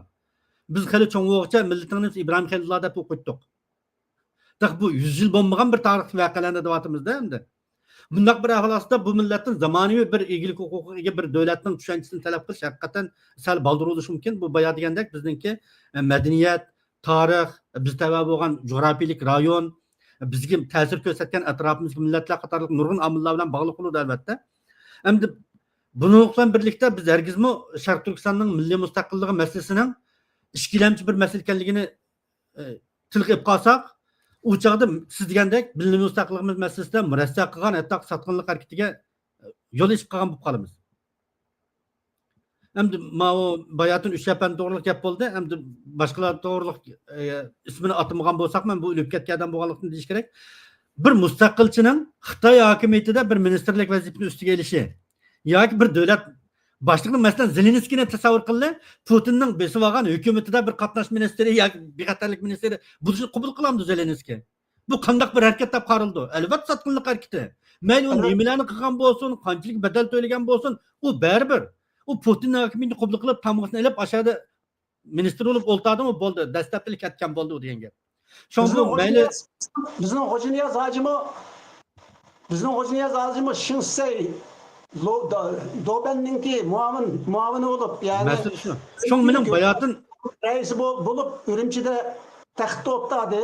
Demak, bu sotqinlik, qayliq harakati shundaqmi? Albatta sotqinlik harakati, bu sotqinlik harakati degan gapni Sharq Turkiston hukumatı Xo'janiyaz ash kelishimni imzolagan vaqtda jakalagan davlat qonuni bu deb.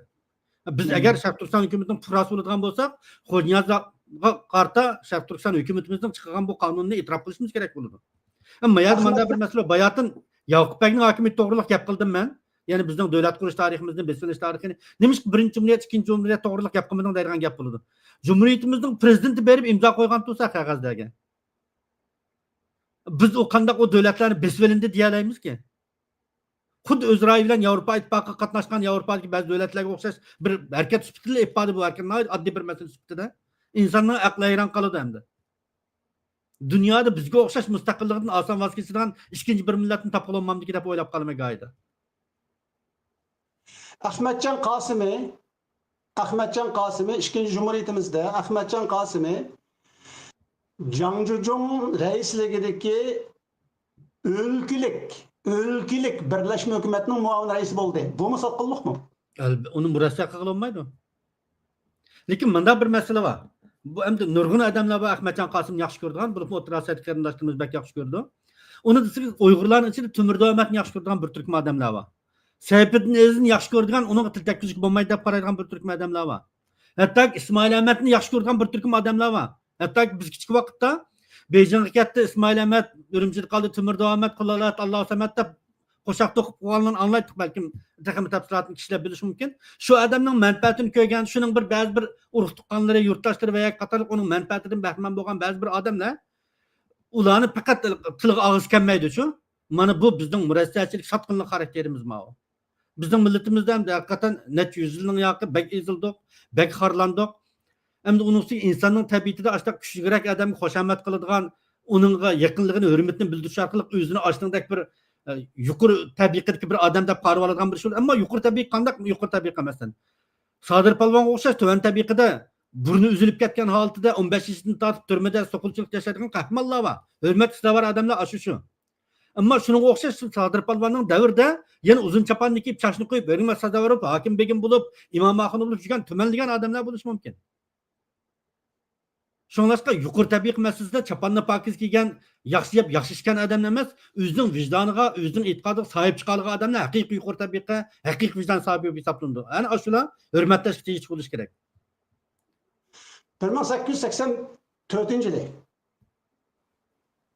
Xitoy Manchun hokimiyati, hukumati yoki davlati Qashqariya davlatini yoki Sharq Turkiston davlatini bu Sharq Turkiston davlati degan vaqtida men demayapman, Kuropatkinninki. Kuropatkinning so'zi Qashqariya davlati yoki Sharq Turkiston davlati deb atagan kitobida Qashqariya davlati yoki Sharq Turkiston davlatini og'dirib, harbiy kuch bilan og'dirib, Çin imperiyasiga qo'shib elib Sharq Turkistonni va Çin imperiyasininki bir o'lkisi asıl şekillendirgen vaqtida aynı vaqtidagi xalqaro jamiyat bo'libmi 3 imperiya, masalan Çarosiya imperiyasi, Angliya imperiyasi, Britaniya imperiyasi, Osmanlı imperiyasi, ben Çin imperiyasini demay, şu 3 imperiya xalqaro jamiyat sifatida Sharq Turkistonninki Xitoyga qo'shib etilgan va Xitoyning bir ziminiga aylanganligini e'tirof qilgan. Shunday ahvol ostida mushu e'tirof qilinish ta bugungacha davomlashib keldi. Ta bugungacha. Shunga butun dunyoda Sharqiy Turkistonning Xitoy harbiy kuchi bilan og'dirib davlatini o'ziga qo'shib olganligini e'tirof qiladigan ve şundaqla Sharqiy Turkistonning mustamlik ekanligini e'tirof qiladigan bir davlat bormi dunyoda? Hozircha undaq davlat mavjud emas. Undaq davlat bo'lsa Xitoy o'zining BDTdagi rad qilish huquqini ishlatib, uning eg'ir qarshilik bildirishi mumkin. Ammo davlatlarning oshkora yuzi boshqa, yushurin bir yuz bo'ladi, istixborot yuz bo'ladi davlatlarniki. Muayyan bir tarixiy sharoitda biz muvofiq foydalansak, muvofiq tashkillansak, muvofiq aloqa yo'llarini bayqalasak, balkim ba'zi davlatlarning istixborot organlari bilan mustaqilligini qo'llaydigan harakatlarni barliq keltira olishimiz va ularni qo'lga keltira olishimiz mumkin.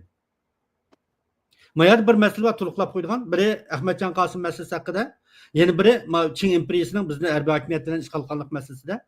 Masalan, Çin imperiyasining bizni ishg'ol qilishi hattoki 1699-yilda Qanshixonning Mo'g'ullarni qo'g'lagan vaqtga qadar berib surildi. Ammo u davrda Çin imperiyasi imperiya deb ataladi. 1844da bular rasmiy o'lka qurdi-chu. 1884da. 1877-yil askar kirgizishni boshlab 1881-yil elini setib olgan bo'ldi. 1884 Şinjan ülkesi deb jakalagan vaqtida bu nimish o'lka deydi, bu imperiya emas. Çin imperiyasining shu chaq hukumatida bir o'zgarishlar bo'ldi. Buni o'zida Çin dunyosida, ya'ni Çin xalqligi, Çin sulolasi deb atadi bular. Xuddi podshohlik davlatlarga o'xshash Çin podshohlik deb atadi-da. Shunlashqa imperiya davridagi bizning huquqimiz, masalan Qumulvonning huquqiy qatorliq masalalar Şinjan ülkesi degan narsa borliqdan boshlab uzil-kesil vayron bo'lib ketdi. O Şinjan ülkesi deyilishdan burun Qumulning valisi masalan Wang deb ataladi podshohsida. Yani ma'lum jihatda aytgan chaqda bir egilik huquqini saqlab qolgan, olpang topshirgan podshohga o'xshaydi. Uning huquqi otadan bolaga miros qolyapti bu xil shaklda. Şoň bizning vatanimiz imperiyaning bir qismi sifatida bo'ysundirilgan, olpang to'ylaydigan bir vassal davlat sifatida mavjuddi yanla. Agar tarix asla imomliklar adam bo'lib qolsa. Ammo 84dan keyin bu tarix haqiqatan o'zil kesil o'zgardi. Bundaq bo'lishida bizning 1699 qarshilik kuchimiz tarafidan shakllangan bizning yerlik huquqimiz bilan 1884dagi qurolli kurashda o'zil kesil mag'lub bo'lgandan keyingi shartnoma tuzish holatimizda o'zgarish bo'ldi-da. Huquqimiz, iqtidorimiz, harbiy kuchimiz, qarshilik ko'rsatishimiz kuchi qancha ojiz bo'lgani bizning erishgan huquqimiz va siyosiy o'rnimiz shuncha tuvan bo'ladi albatta. To'xtab turing. Siz hozir bu yerda 1884-nikini Xitoyninki Sharq Turkistonni bir Şinjan o'lkasida o'lik shaklda sifatida qatib olganligini bizningki roziligimiz bilan to'xtamimizdan bo'ldi deb aytamsiz? Yo'q, undaq demoqchi emas. Yana bu Xitoy ham imperiyaning shaklida emas, balki to'van bir podshohlik, bir haqiqiy zamonaviy davlatga yaqinlashgan bir xil shaklda ishg'ol qilgan vaqt bo'lg'achqa biz mush vaqtdan boshlashga majbur bo'lamiz-ku. Uni oldingi Xitoyning davogan Xan sulolasi mezgilida, Tang sulolasi mezgilida va yoki Qing sulolasi mezgilida vatanimiz bu hammasi mayli tarixiy paketdan bo'lsin tamoman rad qilingan bir narsa. Hamda bu Ahmadjon Qosimning masalasida dunyoda nurg'un misollarni ko'ramiz. Masalan, Berimning mustaqillik inqilobidagi, Vyetnamning mustaqillik inqilobidagi, Ho Chi Minhning rahbarligidagi va yoki bo'lmaydi yaqinqi masalan İbrahim Rogvani paytida nimaniki Kosovoning mustaqillik rahbari Haşim Taşir deymiz. Mush adamlarniki kurashli tarixiga qarasak, haqiqatan bularning mustamlik hokimiyatini huquq qilgan, murassa qilgan. Masalan, İbrahim Rogva dastlabda Kosovoning o'lka boshlig'i bo'ldi. Uningki mustaqillikka kelib bordi. Endi gap ilgirkilik tartibiga qarash kerak-ku. Agar bu avval davlat boshlig'i bo'lib, keyin shartnoma qo'l qo'ygan bo'lsa, bu sotqin hisoblanadi. Agar avval shartnoma masalan hozir nimin deyli Erkin Tunyaz'ın deyli bu müstakillik çakalsa milli kahraman bu. Bunu ötmüş bilen surishtirilmaydi. Ama ötmüşteki bir kahraman bugün bir Xitoyning bir amelini qabul qilsa, onun kahramanlık tarixini yuvayotgan bo'ladi o'chu. So'ng Ahmadjonning masalasi bu avval o'lka raisi bo'ldimi yoki avval Cumhuriyet prezidenti bo'ldimi degan masala qarash to'g'ri keladi. So'ng uning o'lib ketgandiki tarix faktlar to'xtamaydigan nurg'un gaplar bilan uni kahramanlik qilishga, aqlashga urinish, balkim Uyg'urlar uchun chiqqan iqtidorli bir odam, tarbiyalangan bir odam. Endi Uyghur emaslik qatorliq maslakni talasatga kirmaymiz. Uyg'ur millatimi u davrda tahi Şinsay tarafidan kuchab tashviq qilinayotgan sanoat nafisi bilan, Şinjan universiteti bilan, Sovet hukumatining planlashi bilan Uyg'ur deb hamma odamni quloq qo'yib, Uyg'urlar biz Uyg'ur emaslik biz degan turishtiq deb turayotgan bir mazgildagi ishlar. Masalan, Uch apandining tashabbusini ko'ra olamiz. Bu Uyg'ur degan atalg'iga oid qarshi turgan hamda. Nurg'un odamlar keyingi millatchilik harakatlarining hammasini shu Uch apandimga bog'laydigan va yoki Ahmadjon Qosimga bog'laydigan bir ishlar bor. Bu balkim millatning shu chaqdagi imkoniyati bilan deb qarash mumkin. Mening hayron qoladiganim o'lkaning boshlig'i bo'lgan vaqtda nima mustaqillik chaqalib o'tmaydi deyman-da, Mas'ud Sabirni. Shu birinchi Cumhuriyetning qurilishi rahbarlaridan birisi bo'ldi deb qarasak bo'ladi endi Xotanning qutulishini qiladiki Mehmet Emin Hazratimni. Shularni Xitoyning qo'lida ministr bo'lib oldi masalanda. Bu balkim ularning davlatchilik tushunchasining mustaqillik prinsipi masalasida tushunchasining cho'nqurolmanligi, zamonaviy egilik huquq masalasini tam tushunib ketganligi bilan munosabatli deb o'ylayman. Shunga ularni biz boya ishlatgan atalg'ular bilan ifodalash to'g'ri muvofiq bo'lmaydi deb qaramasan, xoin u bu deb atalsak to'g'ri bo'lmaydi. Bir tarixiy inson, u tarixiy sharoit, imkoniyat qator nurg'un masalalarni tilga olish kerak ekan. Shu vaqtda ularning tushunchasini, ularning davlatning egilik huquq qatorliq masalalarga bo'lgan tunishining cho'nqurolmanligini e'tirof qilish kerak. Ammo buning bilan ularni tutgan yo'lda qilayotgan ishlar hargiz aqlga bo'lmaydi. Ularni haqoratlamaymiz. Ama ular to'g'ri qilmadi haqiqatan. Fursatni qo'ldan berib o'tdi, eg'ir siyosiy xatolik o'tkazdi. Bu siyosiy xatolikmi? Sotqinlik harakati desak, eg'ir ketadi deyishga boradi. Balkim ularning qalbida boshqa bir planlar bo'lishi mumkin-ku. Shunga bu barliq qahramonlarimizni tiqib etib, birmi qahramon yo'q millat aylanib qolishni ehtiyot qilaman.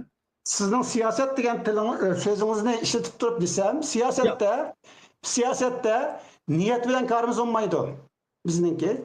Siyasette fakat kılgan iş hareketimiz bilan karımız oldu. Şuna ulanın ki niyetinin kandak buluşu bilan bizden karımız yok. Tarihi şahslarımızdakini deymen. Lekin ulanın iş hareketleri bizge bizning iyilik hukukumuzning qo'ldan ketishiga va davomli qo'ldan ketib turishiga sababchi bo'lganligini ko'z tutdi tarixda. Biz shuni ko'raylik. Men yana mandaq bir narsa ta'kidlab qo'ymoqchi. Mening oila tarbiyamda Şu Şarq Türkistan tarihi degan kitobni ko'chirib saqlab birisi bergan kichik vaqtimda. Hamda buningki ba'zi bir tarixga o'xshab ketmaydigan sal bir afsona bilan boshlangan taraflari bor. Nuh alayhissalomning davridan tortib Şarq Türkistanning tarixini yozgan bir kitob, balkim ko'rgan bo'lishingiz mumkin. Keyingi Cumhuriyet inqilobi davridagi ba'zi masalalarni ko'rgan bo'ldik. Hamda haqiqatan bularni bir ishkuzlik siyosat qo'llangan odamlar bo'lishi mumkin deb o'yladim. Masalan, ular bir tarafdan qarmoqqa, go'mindan xizmat qilayotgandek ko'rinib, ularni amalni qilgan bilan Ostirtdan bularning qilayotgan harakati Altay nashriyatining tashabbus qilayotgan ideallarning hammasiga qarasangiz tamoman Sharq Turkistonning mustaqilligi tashabbus qilingan. Ularning keyin chiqqandan keyingi harakatlardimi Sharq Turkistonning besmelanganligi va ishg'ol qilingan davlat ekanligi tashabbus qilingan. Sho'ng ularning avi ishlari balkim tadbir bo'lishi mumkin. Chunki siyosatchi degan imkoniyatga qarab o'zgara oladi, o'zini yo'qolaydi. Har qanday siyosatchi, har qanday tadbir biz biroz burun aytgan prinsipdan voz kechmaydi. Albatta. Shu ularning xatoligi shu. Sho'ng ularga baho berish bizning asosiy temamiz bo'lmasa kerak. Biz navbatda hozirgi va bundan keyingi masalalarga to'xtalmoqchi bo'lib qolsak, ularga to'xtalmay o'zimizda operatsiya qilishni boshlab qildik. Navbatdagi haq bor odamlarni. Chunki ular o'ldi, ketdi, ularni yaxshiman deyishning hech qanday qimmati yo'q. Ularning tarixiy to'hfasimi bor. Xuddi bu masalada Xitoy o'zi kesib solayotgan, kesib nazoratning ba'zi nozirlarning to'hfasi bor. Masalan, biz shularning adabiyot kitoblarida, shular chiqqan adabiyot kitoblaridagi Qarxonlar suralisi va boshqa qatorliq narsalarda hokimiyat bo'shligidan foydalanib, barliq kelgan ba'zi bilimlardan foydalanib, o'zimizning milliy hissiyotini, davlat ishonchimizni cho'nqurlashtirgan bo'ldik. Shunlashqa har qanday bir sotqinning ma'lum jihatdan milliy mustaqilligimiz uchun bir to'hfasi olib qilish mumkin, ammo bu ularning sotqinlik qilmishini aqlayolmaydi. Endi gap shu, bundan keyingi kurash qiladigan qarindoshlarimiz davlatning egilik huquqi masalasining va zamonaviy davlat tushunchasining naqadar muhim va naqadar prinsipal aqidaviy bir masala ekanligini murassa qilib olmaydigan, yo'l qo'yib olmaydigan, imkoniyat beqilmaydigan bir abadiy masala ekanligini tushunish kerak. Rahmat sizga Najmiddin. Qosimovich efendi, bugungi suhbatimiz hozir mushu yerda oxirlashadi. Hürmetli ko'rarman, sizga ko'p rahmat. Hammanglarning ro'zayida muborak bo'lsin. Keyingi programmamizda ko'rishguncha omon bo'linglar. Rahmat. Rahmat. Qo'shallar